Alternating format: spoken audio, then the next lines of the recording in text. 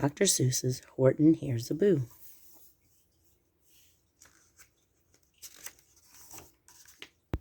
Written by Wade Bradford, illustrated by Tom Brannon. Based on the book Horton Hears a Who by Dr. Seuss. In the jungle of Newell, near the Glowbug Lagoon, in the hush of the night, neath the October moon, he was counting the stars. There were more than a few, when Horton the elephant heard a strange boo. The sound startled Horton. It gave him a scare. He climbed up a tree and asked, "Who are you, where?" Then his friend Kangaroo came hop-hopping along. "Well, hello up there, Horton. Is anything wrong?" And the young kangaroo in her pouch said, "Absurd," when Horton explained what it was he had heard. Then it happened again, a mysterious boo. It started out soft, and then slowly it grew. And the kangaroos jumped 14 feet off the ground upon hearing that ear-tickling, fear-prickling sound. "Could that boo," whispered Horton, "be a blurp in the bog? Or a triple-eyed bat flying out of the fog? Or perhaps it's a trick by the Wickersham brothers. Those three have been known to enjoy spooking others." Said Kangaroo softly, still shaking in fear. "It's not us," said the monkeys. "We're hiding up here." We were romping about in the caverns of goo, spending time in the slime, as we often so do, when we spotted a shadow that made our fur crawl, for the creature who made it is 20 feet tall. It had antlers and claws and 2 tails, maybe more.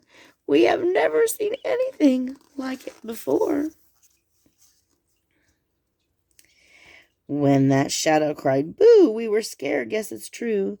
And so now we'll live here in this treetop with you. "Maybe not," Horton said, now beginning to doubt. What on earth could this creature be booing about?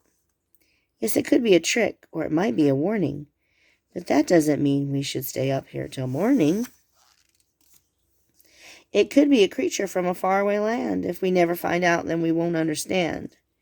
Horton climbed down the tree and tiptoed to the cave, and his friends followed suit, trying hard to be brave.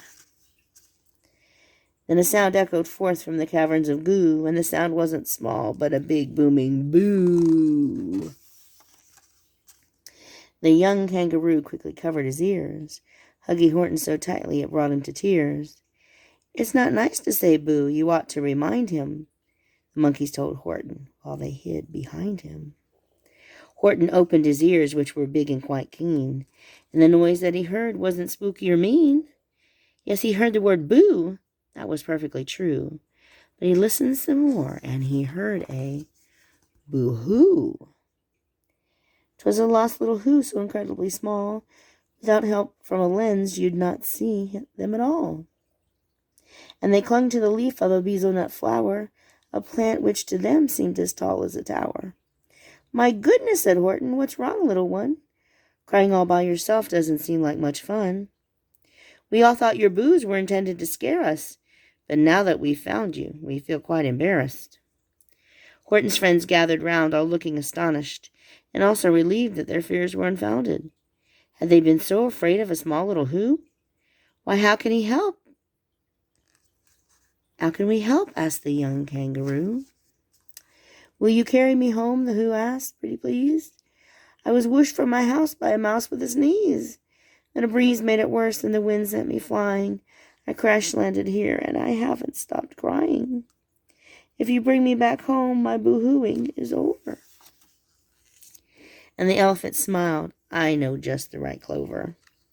Some things may sound spooky the first time you hear them, but that doesn't mean you continue to fear them. If you listen to folks all the way to the end, you might meet a who becomes a new friend."